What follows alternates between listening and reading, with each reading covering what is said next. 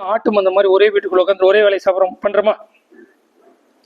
அவர் என்ன சாப்பிட்றோ அதான் அவளும் சாப்பிடுவாங்க, இன்னொரு குழந்தையும் சாப்பிடுவாங்க. தேவையா தேவையில்லை நம்ம யோசிக்கிறதே இல்லை.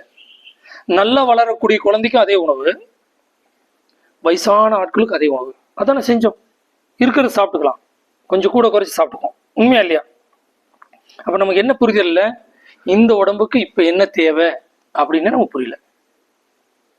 அப்ப இது முதல்ல நான் அடிக்கடி சொல்லுவேன், இது ஏன் பிரச்சனை, ஏன் அந்த உணவு உங்களுக்கு அந்தந்த வயசுக்கு தகுந்த மாதிரி ஆட்களுக்கு கிடைக்க மாட்டேங்குது அப்படின்னோம்னா, எல்லாருக்கும் சமைக்கக்கூடியது ஒரே பெண்மணியா இருப்பாங்க, ஆம்பளையா கூட இருக்கலாம், ஒரே ஆள் தானே சமைக்கிறாங்க.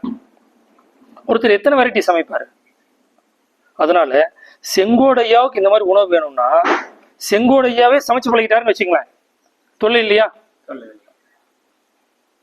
இப்ப நமக்கு வசதி வாய்ப்பே இருக்குன்னு, ஐயாவுக்கு வசதி வாய்ப்பே இருக்குன்னு இன்னொரு அம்மாவை சமைக்க சொல்றப்பதான் அந்த அம்மாவுக்கு என்ன சொன்னாலும் புரிய மாட்டேங்குது. இவ்வளவு காரம் வேணாம், வயிறுலாம் எரியுதுன்னு சொல்லி சொன்னா சரிங்கங்குது. அடுத்த நாள் அதனுடைய பழக்க தோசையில் அதே மாதிரி மிளகா அப்படி கொட்டிடுது. அப்ப உங்க வயிற்றுக்கு, உங்க நாக்குக்கு, உங்களுடைய உடல் தேவைக்கு எப்படி உணவு வேணும் யாருக்கு தெரியும்? உங்களுக்கு தான் தெரியும். அதை போய் நம்ம அடுத்தவங்கிட்ட ஒப்படைக்கலாமா?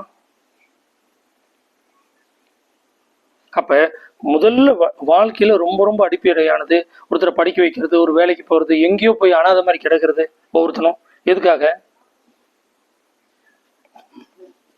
ஆனா அதுன்னு சொல்ல வயிற்று பொழப்புன்னு தானே சொல்லுவாங்க. ஆனா அந்த பொழப்பு ஒழுங்கா பாக்குறோமா அப்படின்னா இல்லை. அப்ப இன்னைக்கு இதுல நல்ல கவனம் புரிஞ்சுக்க. எல்லாருமே உங்களுடைய சர்வைவலுக்கு ரொம்ப ரொம்ப ஆதாரமா தேவைப்படக்கூடிய விஷயம் முதல்ல உணவு. தேவையா இல்லையா? ஃபர்ஸ்டா உணவு வேணும், தண்ணி வேணும், காத்து வேணும். கரெக்ட்?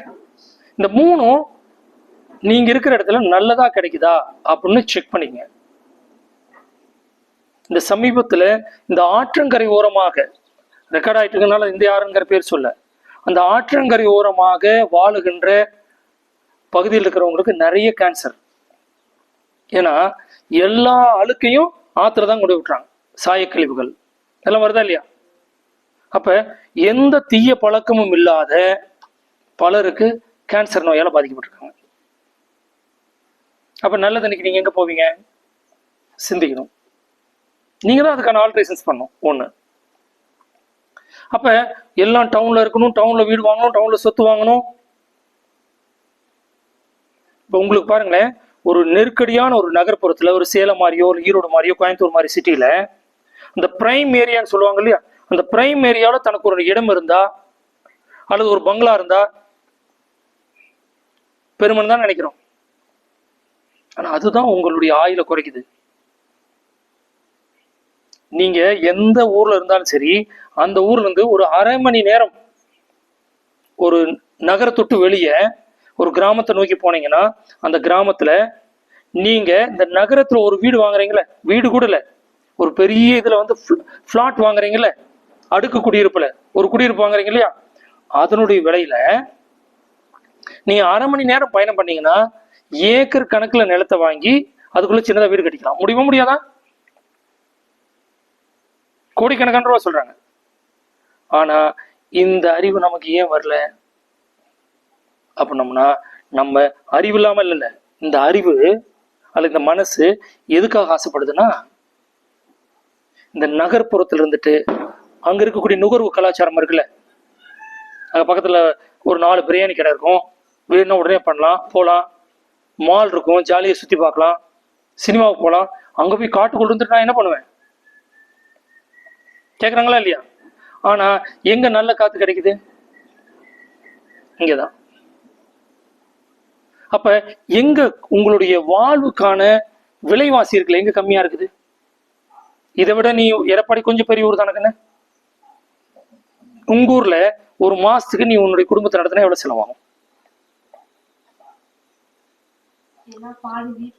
சரி, மொத்த செலவு யாரோ ஒருத்தருக்கு பணம் வாங்கி பண்றாங்க, வச்சாலும் அது காசு கொடுத்தானே வருது, ஏதோ ஒரு பக்கத்துல வருது, எவ்வளவு செலவாகும்? சரி, அப்புறம் வேற செலவு எல்லாம் குடும்பம் நடத்துறதுக்கு. அம்மா நீங்க எங்க இருந்து வரீங்க? நகரமா, சேலமா? சேலத்துல ஒரு குடும்பம் வாழணும்னா ஒரு மாதத்துக்கு எவ்வளவு தேவைப்படும்? 20,000 ரூபாய் தேவைப்படும். குறைந்தபட்சம் ஒரு 20,000 தேவைப்படும். சரியா? மேபி இங்கே எடப்பாடிலேருந்து 10,000 தேவைப்படும். ஆனால் இந்த காட்டுக்குள்ள இங்கே வாழ்றாங்கல்ல, இவங்களுக்கெல்லாம் எவ்வளோ தேவைப்படும் நினைக்கிறீங்க? 2,000 இருந்தால் போதும். அப்ப ஒரு 2,000 சம்பாரிச்சு நிம்மதியா இருக்காங்க. இங்க நம்ம சத்சங்கத்துக்கு ஒரு அம்மா வராங்க, அந்த அம்மா சொல்றாங்க, அந்த அம்மா ஜீவன் நல்லா இருக்காங்க. எடப்பாடி பக்கத்துல தான் வராங்க, உங்க வீட்டுக்காரர் கூட்டிட்டு வந்த குரூப்ல இருந்தா வந்து 2 ஆடு குட்டி தான் வச்சிருக்காங்க. அந்த 2 ஆடு குட்டி அப்படியே மேய்ச்சிட்டு அது குட்டி போடுறதில்ல, அதை வச்சுட்டே அவங்க வருஷம் பூரா சமாளிச்சுக்கிறாங்க. அவங்களுக்கு நிம்மதியா தான் வாழ்றாங்க. ஆனா இப்ப நகரத்துல சென்னையில மும்பையில எவ்வளவு பணம் இருந்தாலும் 10ல ஓடிட்டே இருக்கும். உண்மையா இல்லையா? இதை தேர்ந்தெடுத்தது யாரு? நீங்க தானே. அப்ப முதல்ல விஷயம், வாழ்க்கையில எளிமையா வாழ கத்துக்கிட்டீங்கன்னா உங்களுக்கு நிம்மதி வந்துடும். நம்மளுடைய நுகர்வு இருக்குல்ல, நம்ம இது வாங்கணும் அது வாங்கணும் அப்படின்னு சொல்லி ஓடுறோம் இல்லையா, அதுதான் உங்களை போய் சிக்கல விட்டுது. அது நீங்க வாங்கணுங்கிறது உங்களுடைய ஆசை இல்லை, உங்களுடைய மனதிற்கு அல்லது உங்களுடைய புத்திக்கு ஒரு வீட்டுல இதெல்லாம் இருந்தா தான் மரியாதை அப்படிங்கிற மாதிரி இந்த சமுதாயம் அட்வர்டைஸ்மெண்ட்ஸ் மூலியமா கட்டமைக்குது. சென்ற வாரம் ஒரு சகோதரியினுடைய வீட்டுக்கு நான் போனேன், நம்ம யோக சகோதரி. அவங்க வீட்டில் வந்து என்னை போனவொன்னு உபசரித்த உடனே அவங்க வீட்டில் வந்து கம்ஃபர்டபுளான சோபாலாம் இல்லை அப்படிங்கிறது உங்களுக்கு வருத்தம். அவங்க ஒரு பிளாஸ்டிக் சேரை எனக்கு ப்ரொவைட் பண்ணாங்க. நான் ஜம்முன்னு உட்காந்து சந்தோஷமா அவங்ககிட்ட பேசிட்டு இருந்தேன். உணவு அருந்துறதுக்கான நேரம் இல்லைன்னா கூட அவங்க வந்து எனக்கு கொஞ்சம் பால் கலந்து கொடுத்தாங்க, நான் குடிச்சிட்டு தான் வந்தேன். அவங்ககிட்ட நான் சொன்னேன், நான் உங்க மேல இருக்கக்கூடிய அன்பின் காரணமா வந்திருக்கேன். ஒருவேளை இந்த சேர் கூட இல்லைன்னா, பிளாஸ்டிக் சேர் கூட இல்லைன்னா நான் என்ன பண்ணிருப்பேன்? கீழே வந்து ஒரு ஜமக்காலம் போட்டு உட்கார மாட்டேனா? அந்த ஜமக்காலம் கூட இல்லைன்னா கூட வேறு நிலத்துல உட்காரனா இல்லையா? அன்பு நண்பர்களே, இதை கவனித்துக் கொண்டிருக்கிறீங்களே, உங்க வீட்டு என்ன இருந்தாலும் சரி, நீங்க வெறும் நிலத்துல உட்கார வச்சாலும் சரி, பழைய சாத்து கொடுத்தாலும் சரி, அதை சாப்பிட்டுட்டு மகிழ்ச்சியா உங்க கூட பேசக்கூடிய உண்மையான உறவுகள் தேவையா?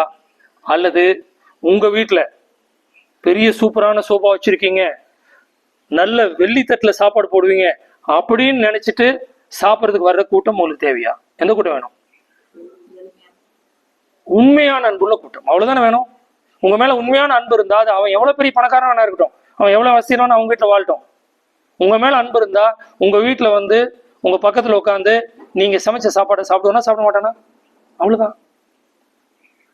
இதை புரிஞ்சுங்க. நன்றி.